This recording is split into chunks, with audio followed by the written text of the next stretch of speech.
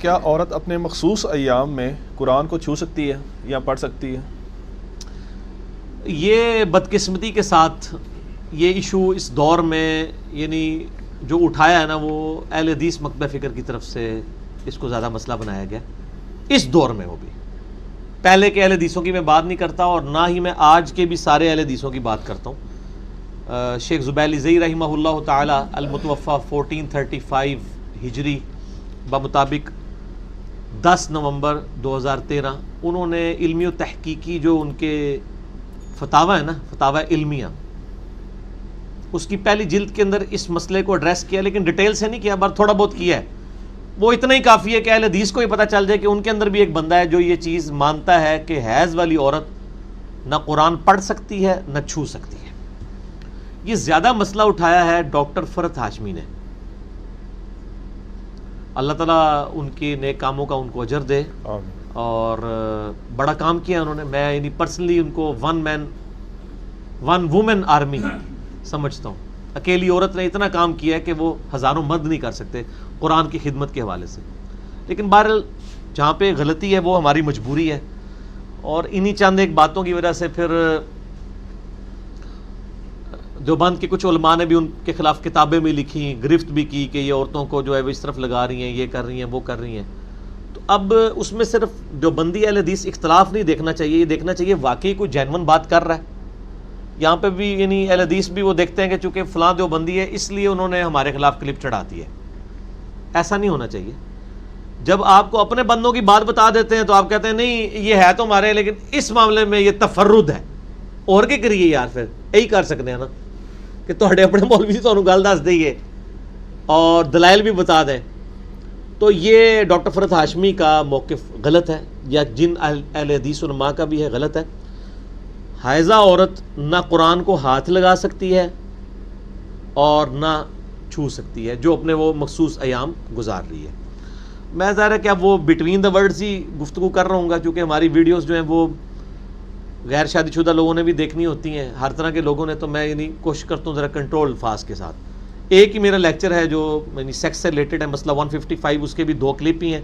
اس کے سٹارٹ میں بھی میں نے کہا تھا کہ یہ جو لیکچر ہے یہ عورتیں صرف عورتوں میں بیٹھ کے دیکھیں گی، مرد صرف مردوں میں. مرد و عورت کا جہاں پہ اختلاط ہو میرا وہ والا لیکچر نہ دیکھا جائے. اس کے علاوہ کوئی ایسا لیکچر نہیں ہے جو ایسا ہو کہ وہ مرد و عورت اکٹھے بیٹھیں اور وہ دیکھ نہ سکتے ہوں. اس کا میں ڈیکورم کا بھی خیال رکھتا ہوں، کنٹرول الفاظ کے ساتھ گفتگو کروں گا. تو عورتوں کے جو مخصوص ایام ہیں ان کے اندر نہ وہ قرآن پڑھ سکتی ہیں، نہ قرآن چھو سکتی ہیں، نہ نماز پڑھ سکتی ہیں، نہ روزہ رکھ سکتی ہیں. ایون روزہ افطار ہونے میں 1 منٹ بھی رہ جائے اور اس دوران بھی ان کے ساتھ وہ ان کا وقت شروع ہو جائے تو وہ روزہ ان کا اسی وقت ٹوٹ جائے گا، اس روزے کی قضا کرنی ہوگی. البتہ صحیح مسلم میں حدیث ہے، اما عائشہ رضی اللہ تعالیٰ عنہا وسلام اللہ علیہا کہتی ہیں کہ نبی صلی اللہ علیہ وآلہ وسلم ہمیں حالت حیض میں مخصوص ایام کے اندر چھوڑے ہوئے روزوں کی قضا کا حکم تو دیتے تھے، نمازوں کی قضا کا حکم نہیں دیتے تھے. یعنی وہ جو 7 دن ایوریج 7 ہوتے ہیں، بعض کے 10 بھی ہوتے ہیں، بعض کے 3 بھی ہوتے ہیں، وہ ہر ایک نے دیکھنا ہے. اس میں کوئی مخصوص صحیح روایتوں کے اندر کوئی ایسی چیز نہیں آئی کہ کوئی پیٹ ڈیز بتا دیے جائیں. وہ ہر عورت کی اپنی ایک عادت ہوتی ہے، اس عادت سے وہ خود کیلکولیٹ کر سکتی ہے. تو ان دنوں میں چھوڑی گئی نمازیں ان کی قضا کوئی نہیں ہے، اور جو روزے ہیں ان کی آپ نے قضا بعد میں دینی ہوگی. ٹھیک ہو گیا. باقی قرآن بھی نہیں چھو، جب نماز ہی نہیں پڑھ سک رہے تو قرآن کیسے چھونا ہے، اور قرآن کو کیسے پڑھنے والا معاملہ ہے، ورنہ تو احادیث میں آ جاتا. البتہ ایک چیز ہے کہ جنبی شخص، یعنی یہ مخصوص ایام میں ایک جنب کی ہی ایک دوسری فارم بن جاتی ہے نا. جنبی شخص ہو یا حائضہ عورت ہو، وہ اللہ کا ذکر کر سکتے ہیں. صحیح مسلم میں طہارت والے چیپٹر میں موجود ہے. اما عائشہ رضی اللہ تعالیٰ عنہ سے جب پوچھا گیا تو انہوں نے کہا کہ نبی علیہ السلام ہر حال میں اللہ کو یاد کرتے تھے، چاہے وہ جنبی بھی ہوں. آپ کئی ایک اذکار جتنے بھی ہیں وہ آپ دعائیں وہ کر سکتے ہیں. قرآنی دعائیں بھی بغیر قرآن کی نیت کے صرف دعا کی نیت سے کر سکتے ہیں. البتہ قرآن نہیں پڑھ سکتے. وہ ابو داؤد میں حدیث ہے، مولا علی رضی اللہ تعالیٰ عنہ علیہ السلام کہتے ہیں کہ نبی صلی اللہ علیہ وآلہ وسلم کو حالت جنابت کے علاوہ اور کوئی حالت قرآن پڑھنے سے مانے نہیں ہوتی تھی. آپ قرآن ہر حال میں پڑھتے تھے، چاہے وضو ہو نہ ہو، جنبی ہوتے تھے تو قرآن نہیں پڑھتے تھے. تو اس سے وہ کیا بتانا چاہ رہے ہیں کہ جو ایسی کنڈیشن کے اندر ہے. اب عورتوں کا معاملہ وہ کہتے ہیں وہ جنبی تو نہیں ہے، البتہ وہ اس کنڈیشن سے ضرور گزر رہی ہیں لیکن وہ ان کی اختیاری نہیں ہے، اس کو وہ خود ریموو نہیں کر سکتی جب تک وہ دن نہ گزریں. جنبی شخص تو اسی ٹائم غسل کرے پاک ہو جائے گا. تو اس لیے یہ 100% میچ نہیں کرتا. تو میں اس میں پھر ان کو بخاری مسلم کی حدیث پیش کرتا ہوں. بلکہ میں یہاں پہ چاہوں گا کہ یہ جو مشکات المصابیح میں بار بار کہتا ہوں انسائکلوپیڈیا آف حدیث ہے، یعنی یہ اہل سنت کی مین سٹریم کی ساری کتابیں، بخاری، مسلم، ابو داؤد، ترمذی، نسائی، ابن ماجہ، الموطا امام مالک، اس کے یعنی نوٹس ہیں 6294 احادیث ہیں، 6294. ریپیٹیشن نہیں ہے، لہٰذا یہ بخاری مسلم سے بھی زیادہ حدیث ہیں اس میں، کیونکہ ریپیٹیشن نہیں ہے. 3 فائلیں ہیں 18 MB کی PDF ڈاؤن لوڈ کر لیں اہل سنت پاک.com سے، اور وہ مفت ڈاؤن لوڈ کر سکتے ہیں. آپ کو مارکیٹ سے مکتبہ اسلامیہ سے مل جائے گی. بڑی کوشش ہے، شیخ زبیر صاحب کی تحکیم کے ساتھ ہے. اور یہ وہ کتاب ہے جس کے اوپر میں نے پورا لیکچر دیا ہے. میں نے بخاری مسلم پہ نہیں دیا کیونکہ یہ بخاری مسلم کی بھی کمی پوری کر دیں گی، اور مینیجبل فارم میں، نوٹس کی فارم میں. مسئلہ نمبر 111B ہے مشکات المصابیح کا مکمل تعارف، وہ دیکھ لیں. اس میں آپ شروع میں ہی نا، آپ کو طہارت کے چیپٹر میں چلے جائیں نا تو آپ کو ایک چیپٹر مل جائے گا. دیکھیں نا طہارت کے چیپٹر میں کتنے سب چیپٹرز ہیں. وجوب وضو کے اسباب، کے وضو کن چیزوں سے ٹوٹتا ہے. دوسرا قضاء حاجت کے آداب. تیسرا مسواک کا بیان. چوتھا وضو کے طریقوں کا بیان. پھر غسل کا بیان. جنبی شخص سے میل جول رکھنے کا بیان. پانی کے احکام. نجاست دور کرنے کا بیان. موضوع پر مسح. تیمم کا بیان. غسل مسنون کا بیان. حیض کا بیان. مستحاضہ کا بیان. یہ سارے طہارت میں آئے ہیں. اور نماز کے تو دیکھیں کتنے 20-25 کچھ 30-40 کے قریب چیپٹرز ہیں. بخاری مسلم میں تو ڈھونڈنا مشکل ہوتا ہے. اس میں اب آپ یہ حیض کے ہی بیان نکال لیں. 194 اس پیج کے اوپر یہ چیپٹر کھل رہا ہے. اس سے پہلے بھی جو چیپٹرز ہیں ان کے اندر بھی کچھ تھوڑا بہت ذکر موجود ہے. آپ یہ دیکھ لیں، اس میں آپ کو کلیئر ہو جائے گا. بخاری مسلم دونوں میں حدیث ہے. اما عائشہ کہتی ہیں کہ میں اور نبی علیہ السلام ایک ہی برتن سے غسل کیا کرتے تھے جبکہ ہم دونوں جنبی ہوتے تھے، اور آپ مجھے حکم دیتے تھے. میں ازار پہن لیتی تھی، پھر آپ میرے ساتھ لیٹ جایا کرتے تھے جبکہ میں حیض سے ہوتی تھی. آپ اعتکاف کی حالت میں اپنا سر مبارک میری طرف کر دیتے تو میں اسے دھو ڈالتی حالانکہ میں حیض سے ہوتی تھی. وہ کہتی ہیں میرے مخصوص ایام ہوتے تھے، نبی علیہ السلام اپنا سر مبارک مسجد نبوی کی کھڑکی سے، چونکہ حجرہ ایڈجسنٹ تھا، تو اپنے گھر میں کر دیتے تھے. تو میں حیض کی حالت میں بھی حضور کو دھو رہی ہوتی تھی. اس سے وہ یہ بتانا چاہ رہی ہیں کہ اگرچہ مجھے مسجد میں تو میں نہیں جا سکتی تھی اس حالت کی وجہ سے، لیکن میری یہ نجاست جو ہے یہ حکمی ہے، حقیقی نہیں ہے. جنبی ہونا بھی جو ہے وہ حکمی نجاست ہے، حقیقتاً تو نہیں ہے نجاست. حقیقی نجاست تو اتنی ہے جتنے حصے پہ آپ کی گندگی ہے آپ ریموو کر لیں، لیکن آپ کو پورا نہانا پڑتا ہے کیونکہ اللہ کا حکم ہے. ٹھیک ہو گیا؟ حکمی نجاست تو نماز کے اعتبار سے وضو کا نہ ہونا بھی ہے، لیکن عام حالت میں وضو کا نہ ہونا کوئی نجاست تو نہیں ہے، نماز کے لیے وہ فرض ہے. ٹھیک ہو گیا؟ اچھا، اسی طریقے سے مسلم شریف میں حدیث ہے. اما عائشہ کہتی ہیں میں حالت حیض میں تھی، کوئی چیز پیتی پھر بھی میں نبی علیہ السلام کو دیتی تو آپ اسی برتن میں اسی جگہ سے منہ لگا کر بقایا پی لیتے جہاں میں نے منہ لگایا ہوتا تھا، تاکہ یہ پتہ چل جائے کہ یہ فزیکل نجاست نہیں ہے. وہ اکثر لوگ کہتے ہیں جی کوئی جنبی شخص تولیہ اٹھا کے لے جائے تو تولیہ تو نہیں پلید ہو جائے گا. نہیں، یہ فزیکل نجاست تو ہے نہیں، انٹلیکچوئل نجاست ہے، حکمی ہے، حقیقی نہیں ہے. یہ ٹرم فقہ کی ہیں، حکمی اور حقیقی. حقیقی تو ہے پخانہ یا منی لگ جائے یا پیشاب لگ جائے، وہ حقیقی نجاست ہے، باقی تو حکمی ہے. اچھا، یہ مسلم کی حدیث اس میں آئی. پھر اس کے بعد لے کے آئی ہیں حدیث ہے بخاری و مسلم کی، وہ بھی اما عائشہ سے ہے. نبی علیہ السلام میری گود میں ٹیک لگاتے اور قرآن کی تلاوت فرماتے حالانکہ میں اس وقت مخصوص ایام میں ہوتی تھی. اس حدیث میں وہ مسئلہ حل ہے. یہ بخاری مسلم دونوں میں ہے. مشکات میں اس کا نمبر ہے 548 کہ حضور میری گود میں مجھے ٹیک لگا کے قرآن پڑھ لیتے تھے، یہ میسج دینے کے لیے کہ میں فزیکل ناپاک نہیں ہوں. یہاں ہی ہونا چاہیے تھا کہ حضور خود بھی پڑھتے تھے اور مجھے بھی ساتھ پڑھا لیتے تھے.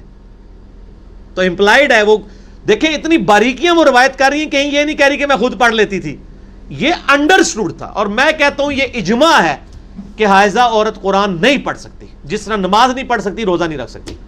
چھونا تو بڑی دور کی بات ہے، چھونا تو اس سے بڑی چیز ہو جائے گی. ورنہ یہ ساری چیزیں ہوتی نا، پھر اس طریقے سے وہ روایت کرتی. پھر مسلم شریف کی حدیث ہے، اما عائشہ کہتی ہیں نبی علیہ السلام نے مجھ سے فرمایا مجھے مسجد سے چٹائی پکڑا دو، یہ حضور مسجد میں تھے، وہ گھر تھی، میں نے عرض کیا میں حیض سے ہوں، آپ نے فرمایا حیض تیرے ہاتھوں میں تو نہیں ہے، یعنی یہ فزیکل نجاست نہیں ہے. اسی کو سپورٹنگ وہ بخاری مسلم کی حدیث ہے.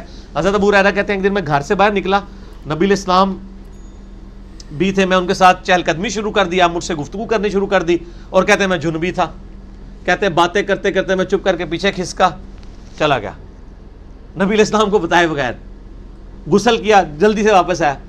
نبی علیہ السلام نے فرمایا ابو ہریرہ کدھر تھا؟ یا رسول اللہ میں ناپاک تھا، پاک ہونے گیا تھا. آپ فرمایا مومن تو کبھی ناپاک نہیں ہوتا. اب وہ صحابی کہہ سکتے تھے یا رسول اللہ میں جنبی ہوں، اور آپ کہہ رہے ہیں جنبی ناپاک نہیں ہوتا. ان کو پتا تھا یہ فزیکل نجاست نہیں ہے، حکمی ہے. کوئی جنبی شخص نماز کے اعتبار سے ناپاک ہے، ویسے تو وہ پاک ہی ہے. اسی لیے تو غسل جنابت بخاری مسلم میں ہے، نبی علیہ السلام نے ڈیلے بھی کیا ہے. اگر وہ اتنی ناپاکی فوراً دور کرنا ضروری ہوتا. میرا یوٹیوب پہ کلپ ہے، کیا غسل جنابت کو ڈیلے کر سکتے ہیں، لیٹ کر سکتے ہیں. اما عائشہ کہتی ہیں کہ نبی علیہ السلام بعض اوقات رات کے آخری پیر بھی غسل کیا کر لیا کرتے تھے. ٹھیک ہو گیا. ایک ہی غسل میں تمام بیویوں کے پاس بھی چلے جایا کرتے تھے. ٹھیک ہو گیا. اس میں یہ ہے کہ آپ سونے سے پہلے وضو کر لیں، ہاتھ وغیرہ ہاتھ منہ دھو لیں، وہ چلے ایک پروٹوکول کے طور پہ، وہ بھی کوئی اتنا کمپلسری نہیں ہے. تو وہ یعنی یہ فزیکل نجاست نہیں ہے، لیکن حکمی نجاست ہے. نہ عورت قرآن پڑھ سکے گی. المصنف ابن ابی شیبہ میں آپ کو آثار بھی صحابہ اور تابعین کے مل جائیں گے اس حوالے سے. وہ ضرورت ہی نہیں ہے، احادیث بالکل واضح ہے اپنے مزاج کے اندر. اما عائشہ ورنہ یہ روایت کر دیتی تو قرآن کو وہ چھوئے گی بھی نہیں. اب وہ کہتے ہیں جی وہ ٹیچر ہوتی ہیں تو وہ قرآن انہوں نے پڑھانا ہوتا ہے. تو یار یہ قرآن جو پڑھائے جا رہے ہوتے ہیں مدرسوں میں، اگر مدرسوں والوں نے بھی دین کو فالو نہیں کرنا، لڑکیوں کے مدرسوں والوں نے، تو ساری ٹیچروں کو ایک وقت تو نہیں مخصوص ایام شروع ہوں گے، تو وہ بیمار بھی تو ہو جاتی ہے نا. 7 دن کے لیے وہ کم و بیش وہ دوسری ٹیچر اس کی جگہ آ جائے. اچھا پھر وہ کہتے ہیں جی وہ حافظ قرآن ہوگی تو وہ حفظ بھول جائے گی. اور یار عورتیں تو پوری پوری زندگی حفظ کرنے کے بعد قرآن منہ کھول کے نہیں دیکھتی ہیں. تو انہوں نے 7 دیہڑے جی پڑھانا ہے. ان 7 دنوں سے آپ حافظ قرآن جو تراویح پڑھانے ان سے پوچھیں، کئی بار ان کے اندر وقت آتا ہے مہینہ مہینہ نہیں کھول کے دیکھ سکتے مصروفی کی وجہ سے، لیکن وہ بھول تو نہیں جاتا. 7 دن میں آپ نے کیا نکالنا ہے اس میں سے. ٹھیک ہوگا جی. لہذا قطن یہ والا معاملہ نہ کریں. اور اس کی وجہ سے دیکھیں بڑا ایک فتنہ بھی کھڑا ہو رہا ہے، اور یعنی اہل حدیث جو ہے وہ اس کو پھر دوسرا رنگ بھی دے رہے ہیں. شریعت کو آپ چینج کرنے کی کوشش نہ کریں. میرا تو دعویٰ ہے جی اس کے اوپر اجماع ہے، اس کے خلاف کوئی بات نہیں ملتی. پرانے اہل حدیث علماء میں بھی کہیں نہیں ملتی. ایون آج کا میں نے شیخ زبیر صاحب کا بتایا کہ انہوں نے بھی فتویٰ لکھ دیا. ایون غلام مصطفیٰ ظہیر صاحب کا بھی موقف یہی ہے کہ حائضہ عورت جو ہے وہ قرآن کو ہاتھ نہیں لگائے گی، نہ قرآن پڑھے گی. تو ذکر اذکار کریں نا یار. وہ اس سے بڑا کام نہیں کر پا رہی، نماز نہیں پڑھ. تو اب آپ کو یہ بھی کوئی مسئلہ تلاش کریں کسی کہ نماز اس کی شروع کروا دیں. 7 دن تک نماز نہ پڑھنی پڑے تو کتنی روٹین ڈسٹرب ہوتی ہے، آپ ذرا عورتوں سے پوچھیں. تو اسی لیے پھر اس کے لیے تجویز کیا گیا کہ وہ نماز کے اوقات میں ایٹ لیسٹ 5 اوقات میں اتنی دیر کے لیے وہ بیٹھ کے اذکار کر لیں. سنت اذکار تھوڑے ہیں یار، گرین کارڈ بلو کارڈ ہی پڑھنا شروع کر دیں. اذکار سے تو کوئی معاملہ نہیں ہے نا، وہ تو آپ کر سکتے ہیں ہر حال میں. مسلم شریف میں حدیث موجود ہے، صرف قرآن کا مسئلہ ہے نا. تو احادیث کا مزاج بالکل کلیئر کٹ بتاتا ہے کہ یہ معاملہ اس طرح ہے. اس میں کوئی اگر کوئی ہے کمزوری تو آپ کاؤنٹر کوشچن کر لیں مجھ سے. نہیں وہ ان کا یہی اعتراض ہوتا ہے جس طرح آپ نے حدیث بیان کیا نا کہ نبی علیہ السلام نے چٹائی کے حوالے سے کہا کہ عائشہ سے چٹائی تو پکڑا. میں نے جواب دے دیا نا سر. کوئی آپ کے پاس آرگومنٹ ہے تو پیش کریں، کوئی حدیث ہے تو، جذبات نہیں. نہیں وہ یہ کہتے ہیں کہ بھائی اگر چھو سکتے ہیں تو وہ قرآن کو کیوں نہیں چھو سکتے پھر. وہ یار میں نے ساری بات کر دی ہے. پھر تو وہ یہی کہتے ہیں. ٹھیک ہے میں یہ کہہ رہا ہوں گلاس، آپ کہتے ہیں نہیں وہ یہ کہتے ہیں یہ دیکھنے میں موٹر سائیکل نظر آ رہا ہے. تو اس کا جواب تو نہیں میں دوں گا نا میرے بھائی. اگلا سوال کریں. وہ کیا کہتے ہیں ہم نے اتنا کچھ کہہ دیا ہے اور حدیثوں کے نمبروں کے ساتھ کیا انہوں نے خالی کھلی کہہ دیا تھا اسے پڑھ لیں. ٹھیک ہو، میں نے سارے دلائل دے دیے اس کے اوپر میرے بھائی. مجبوری میں ویسے حل لگا سکتے ہیں، مثلا بچے بے حرمتی کر رہے ہوں اگر اس طرح سے کوئی تو وہ ہاں اس کے بارے میں بھی اجماع ہے کہ وہ ہاتھ میں کوئی کپڑا رکھ کے اس سے قرآن کو چھو لے. پڑھ تو اس نے سکنا ہی نہیں ہے، چھو کے لینا کیا ہے اس نے بیچ میں سے. چھوا اسی لیے جاتا نا کہ پڑھا جائے. اچھا یہ بھی ایک نیا ورژن لوگوں نے نکالا ہوا ہے کہ جی چھونا جائز ہے پڑھنا جائز نہیں. تو چھو کے لینا کیا ہے پھر جب پڑھنا ہی نہیں. جب پڑھنا نہیں ہے میں بتا رہا ہوں مزاج. جب اما عائشہ کہہ رہی ہے مسلم شریف میں حدیث ہے کہ نبی علیہ السلام میری گود میں قرآن پڑھ لیتے تھے، تو اما عائشہ خود کہتی ہے نا کہ میں بھی نال 2-4 آیتاں میں بھی نال پڑھ لیندی سا. وہ یہی بتانا چاہ رہی ہیں کہ ہم تو چونکہ نہیں پڑھ سکتی تھیں لیکن ہماری وہ نجاست حکمی ہے، فزیکل نہیں ہے کہ وہاں کوئی اور سر رکھ کے خامد پڑھ سکتا ہے. وہ یہی تو میسج دے رہی ہیں. آج اگر ہم عائشہ زندہ ہوتی نا تو ذرا کھول کے بھی بیان کر دیتی. وہ ڈھکے چھپے الفاظ میں میسج کنوے کر دیے. اور دوسرا اس وقت یہ مسئلہ بھی نہیں تھا. یہ خوارج نے پہلی دفعہ مسئلہ اٹھایا ہے کہ عورت کی وہ مخصوص ایام میں قضا کی ہوئی نمازوں کی بھی قضا بتاتے تھے. صحیح مسلم میں موجود ہے, ایک بندہ آتا ہے وہ کہتا ہے ام عائشہ سے کہ عورتیں جو ہیں وہ مخصوص ایام میں جو نمازیں چھوٹ کی ہیں پڑھیں گی. انہوں نے کہا کہ مجھے لگتا ہے تو حروریہ میں سے ہے. حروریہ وہ گاؤں تھا جہاں سے خوارج نکلے تھے, اور خوارج کہتے تھے کہ جس طرح روزوں کی قضا ہے نا, نمازوں کی بھی قضا ہے. تو پھر ام عائشہ نے خود کہا کہ نبی علیہ السلام کی ہم بیوی ہوں میں, نبی علیہ السلام ہمیں مخصوص ایام میں چھوڑے کے روزوں کی قضا کا حکم دیتے تھے, نمازوں کا نہیں دیتے تھے. اب پھر بھی خوارج اڑے ہوئے ہیں. تسی جڑے کہنا وہ کہتے ہیں وہ 40,000 تے نہیں ہون 12,000 تے نہیں ہون گے, خوارے تے 12,000 سن. تو وہ بھی کہندے ہوندے سن, وہ ایڈے ایڈے بزرگ تابعین تے ہے سن نا صحابہ دے زمانے, وہ بھی کہندے سن کہ جی عورتاں قضا کرن گیاں. تو انہوں نے اما عائشہ ہن خود کہہ رہے ہیں پھر بھی نہیں مننا تو میں کیا کراں. ہمارا تو کام صرف پہنچانا ہی ہے نا, منوانا تو نہیں ہے. علی بھائی اگلا سوال ہے کہ کیا مخصوص ایام میں خواتین جو ہیں وہ معوذات, دعائیں یا آیت الکرسی پڑھ سکتی ہیں؟ دیکھیں میں نے پہلے بھی بتایا نا, صحیح مسلم کے اندر حدیث موجود ہے, اس کے اوپر باب بھی باندھا گیا ہے طہارت کے چیپٹر میں کہ اما عائشہ رضی اللہ تعالیٰ عنہ سے جب پوچھا گیا تو انہوں نے کہا نبی صلی اللہ علیہ وآلہ وسلم ہر حال میں اللہ کا ذکر کرتے تھے. اس پہ اجماع امت ہے کہ قرآن, نماز اور روزے کے علاوہ جتنے عام سنت اذکار ہیں نا, اس کے سوا جو سنت اذکار وہ آپ کر سکتے ہیں. ایون جو قرآن کی دعائیں ہیں وہ بھی آپ کر سکتے ہیں. قرآن کی نیت سے نہیں کریں گے, دعا کی نیت سے.